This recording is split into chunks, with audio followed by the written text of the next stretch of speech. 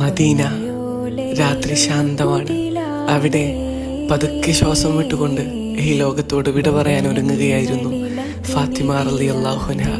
മഹദിയുടെ അരികിൽ വാക്കുകളില്ലാതെ അലി റളിയല്ലാഹു അൻഹു ഇരിക്കുന്നുണ്ട്. കണ്ണുകളിൽ പേടിയാണ്, ഹൃദയത്തിൽ വേർപാടിന്റെ വിറയലാണ്. ഫാത്തിമ റളിയല്ലാഹു അൻഹ പതുക്കെ അലിയാർ തങ്ങളെ നോക്കി പറഞ്ഞു, യാ അലി, ഞങ്ങളോട് ഒരിക്കലും കള്ളം പറഞ്ഞിട്ടില്ല, നിങ്ങളെ വഞ്ചിച്ചിട്ടില്ല, ഞങ്ങളോട് ഒരിക്കൽ പോലും അനുസരണക്കേട് കാണിച്ചിട്ടുണ്ടോ?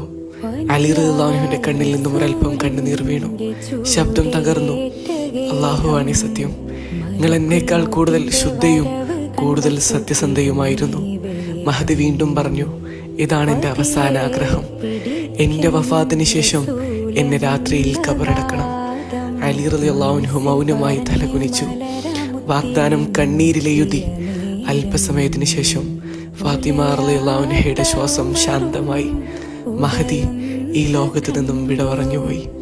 രാത്രിയിൽ ഖബറിനുള്ളിൽ അലി റളിയല്ലാഹു അൻഹു സ്വന്തം കൈകളാൽ മഹദിയെ വെച്ചു. മണ്ണ് വീഴുമ്പോൾ ഹൃദയം തകർന്നു. ഖബറിനരികിൽ നിന്ന് അലി റളിയല്ലാഹു അൻഹു വിറയുന്ന ശബ്ദത്തിൽ പറഞ്ഞു, യാ റസൂലല്ലാഹ്, നിങ്ങളുടെ അമാനത്ത് ഞാൻ തിരികെ നൽകിയിട്ടുണ്ട്. പിന്നെ ഖബറിലേക്ക് തിരിഞ്ഞുകൊണ്ട് പതുക്കെ പറഞ്ഞു, യാ ഫാത്തിമ, നീ പോയതിൽ പിന്നെ ഈ ലോകമൊട്ടും സുന്ദരമല്ല ഫാത്തിമ.